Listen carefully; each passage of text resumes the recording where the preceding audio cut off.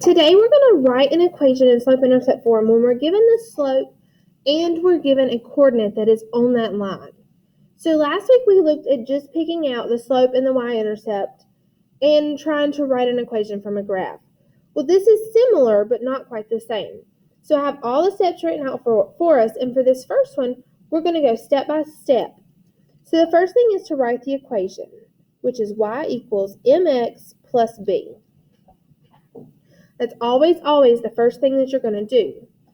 Step 2, we're going to plug in what you know. Well, we have a coordinate 4, -3, and on a coordinate we know that it is x first and y second. So my y is -3 equals my slope, my m value is -2, my x is 4, and we don't know b, so we just put plus b at the end.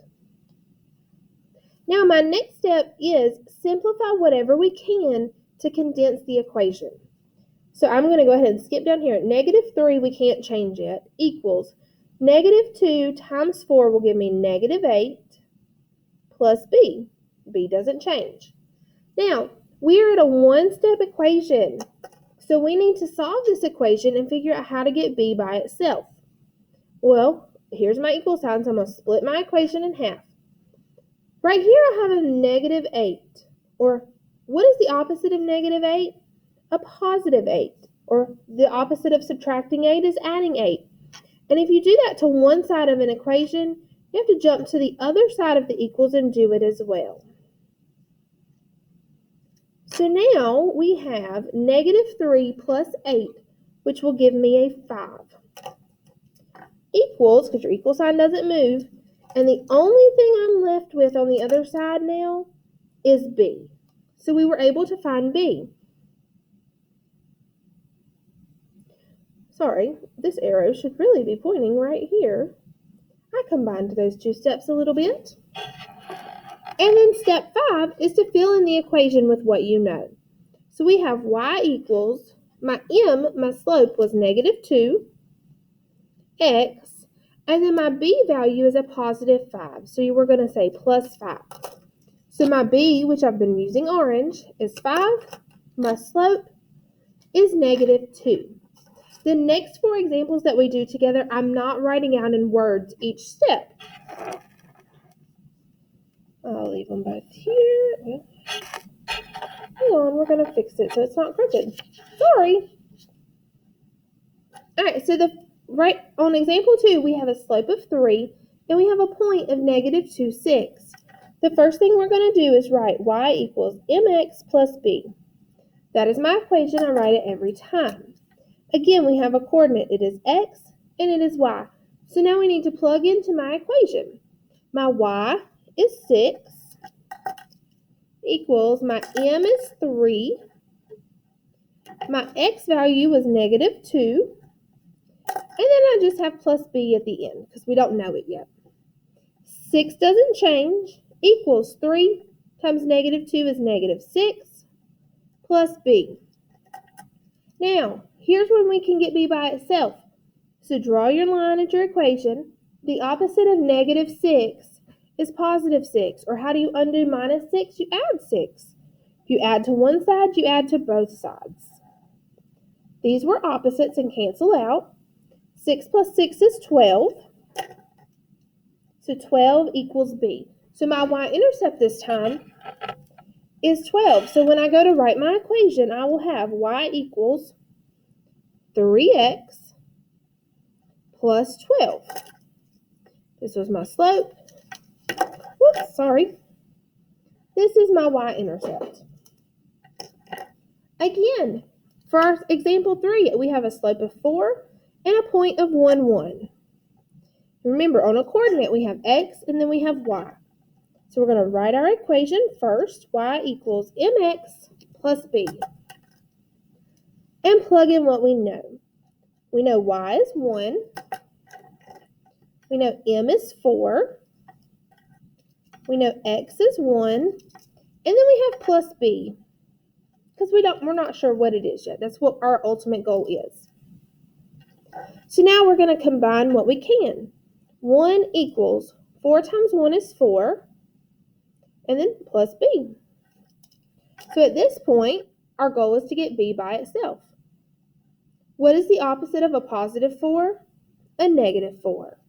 So we subtract 4 on both sides. 4 minus 4 cancels. 1 minus 4 will give me negative 3 equals b.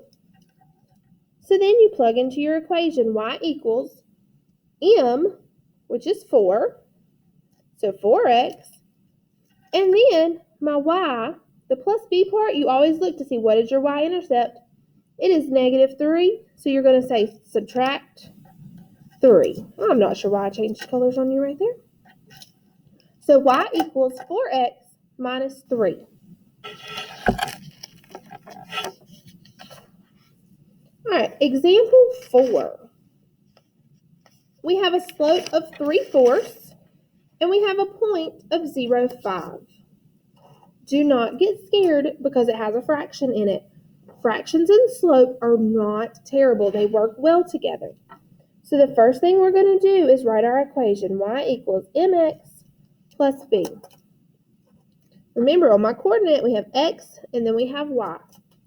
So we're going to plug in what we know. Our y value is negative 5 equals, our slope this time, our m, is 3/4 times my x value is 0 plus b. So now combine what you can. Negative 5 doesn't change yet. 3/4 times 0 is just 0. Anything times 0 will give you a 0. Then put plus b. Now we're ready to get b by itself. How do we get b by itself? We've got to get rid of 0. This shouldn't be too bad. Negative 5 minus 0 is negative 5, which is my b value. So when I go to rewrite my equation, it is y equals 3/4 x, and then my b was negative 5. So 3/4 x minus 5 would be your equation in slope-intercept form. We're going to work one more together. This time we're going to have a slope of 5/3 and a point of 3/5. I forgot my parentheses. So first thing is write your equation, y equals mx plus b, and plug in what you know. Well, I know 3 is x and 5 is y, so 5 equals, m is 5/3, x is 3, plus b. Now, our goal is to simplify what we can. Well, we've got to multiply this, and to multiply these fractions, I'm going to write it out. 5/3 times 3/1 so that you can see what we're doing. And I'll go ahead and say plus b. 5 times 3 is 15. 3 times 1 is 3, so 15/3. I'm going to drop everything else down. So 5 equals 15/3 plus b. Now, before we go any farther, 15/3 is the same as saying 15 divided by 3. 15 divided by 3 is just simply 5. So bring everything else down, and we get 5 equals 5 plus b.